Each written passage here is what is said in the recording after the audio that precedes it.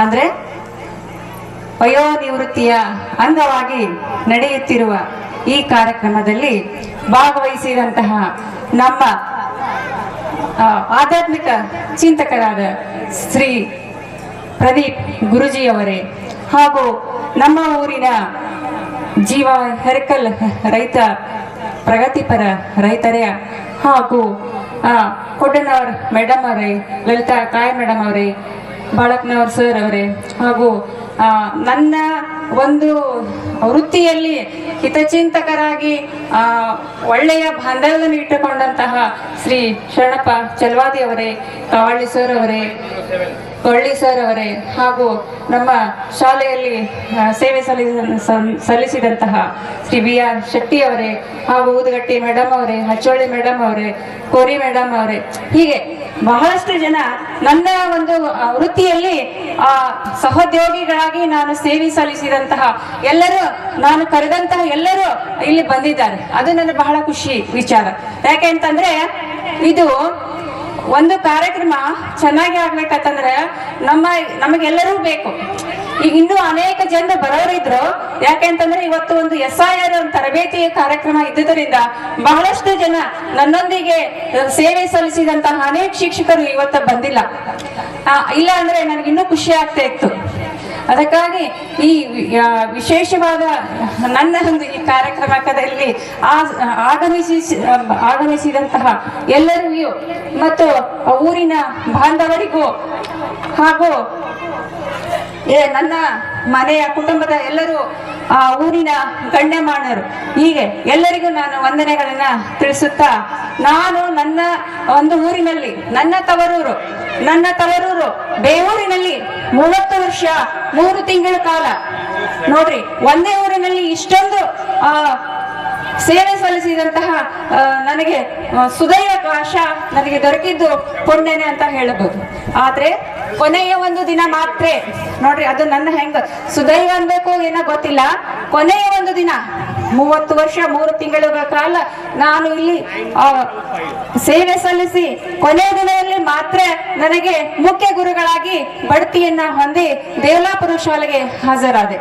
ಇದು ಒಂದು ಊರಿನ ಒಂದು ನಮ್ಮ ಆರಾಧ್ಯ ದೇವರಾದ ಜ್ಞಾನಪಜ್ಜ ಅವರ ಒಂದು ಪುಣ್ಯದ ಫಲವೇನು, ನಾನು ಮುಖ್ಯ ಗುರುಗಳಾಗಿ ಬಡ್ತಿ ಹೊಂದಿ ನಾನು ನಿವೃತ್ತಿ ಆದೆ. ಇದು ಇಂದು ನನ್ನ ಜೀವನದಲ್ಲಿ ಒಂದು ಅತ್ಯಂತ ವಿಶೇಷವಾದ ದಿನ ಅಂತ ಹೇಳ್ಬೋದು. ಯಾಕಂದ್ರೆ ಇದು ಒಂದು ಭಾವನಾತ್ಮಕ ಒಂದು ಸನ್ನಿವೇಶ ಅಂತ ಹೇಳ್ಬೋದು.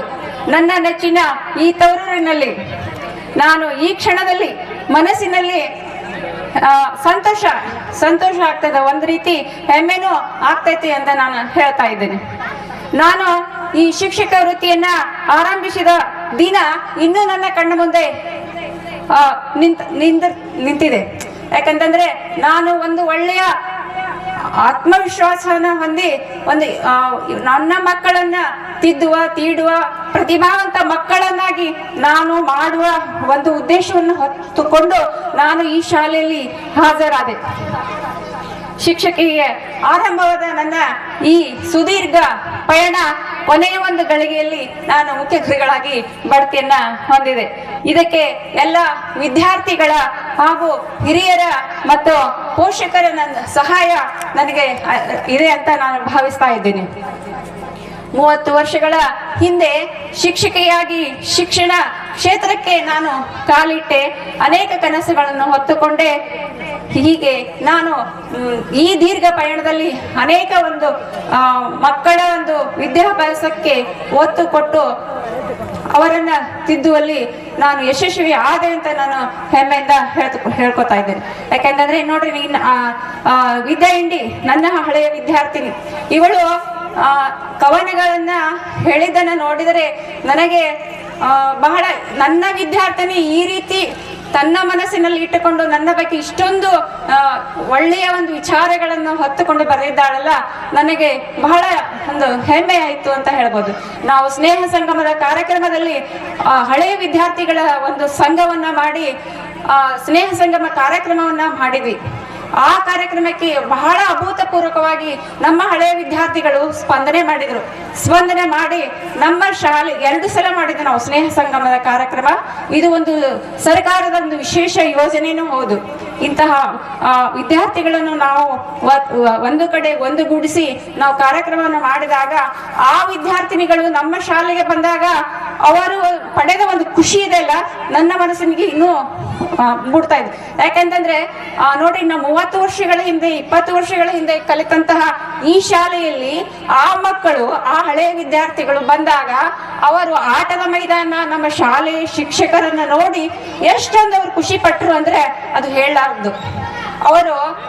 ಅವಾಗ ಅವರು ಹಚ್ಚಿದಂತಹ ಮರ ಈಗಲೂ ತವಿಕೊಂಡು ಇದು ಮಾಡಿದ್ರು. ಯಾಕಂದ್ರೆ ನಾನು ಬೆಳೆಸಿದ ಮರ ಅಂತ ಅವರು ಹೆಮ್ಮೆ ಪಟ್ರು. ಇಂತಹ ಒಂದು ಕಾರ್ಯಕ್ರಮವನ್ನು ನಾವು ಮಾಡಿದ್ವಿಲ್ಲ, ಅದು ಒಂದು ನನಗೆ ಬಹಳ ಸಂತೋಷವನ್ನ ಉಂಟು ಮಾಡ್ತದೆ. ನಾನು ಈ ಶಾಲೆಯಲ್ಲಿನ ನೆನಪುಗಳನ್ನ ಕೊಂಡೊಯ್ತಾ ಇದ್ದೇನೆ. ನಾನು ತೆಗೆದುಕೊಂಡು ಹೋಗುತ್ತಿರುವುದು ಹುದ್ದೆಯಲ್ಲ, ಅದು ಮಕ್ಕಳ ಪ್ರೀತಿಯನ್ನ, ಮಕ್ಕಳ ವಿಶ್ವಾಸವನ್ನ, ಮಕ್ಕಳ ಒಂದು ಆತ್ಮೀಯತೆಯನ್ನ. ನಮ್ಮ ಶಾಲೆಯಲ್ಲಿ ನಾನು 30 ವರ್ಷಗಳಿಂದ ಇದ್ದಾಗ ಅನೇಕ SDMC ಅಧ್ಯಕ್ಷರು ಮಲ್ಲಪ್ಪ ಚೋಳಿಯವರು ಇರ್ಬೋದು, ಮುರುಗಪ್ಪ ವೈಜಾಪುರ ಅವರು ಇರ್ಬೋದು, ರವಿಕುಮಾರ್ ತಳವಾರ್ ಅವರು ಇರ್ಬೋದು. ಈ ನಾವು ಯಾವುದೇ ಒಂದು ಕಾರ್ಯಕ್ರಮ ಮಾಡ್ತೀವಿ ಅಂದ್ರೆ ನಮಗಷ್ಟೇ ಅದು ಆಗೋದಿಲ್ಲ.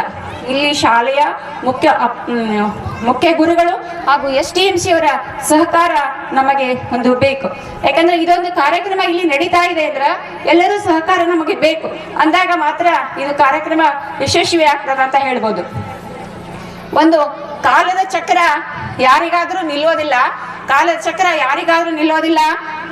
ಆದ್ರೆ ಕೆಲವು ಕ್ಷಣಗಳು ಜೀವನ ಪೂರ್ತಿ ನೆನಪಿನಲ್ಲಿ ಉಳಿಯುತ್ತವೆ.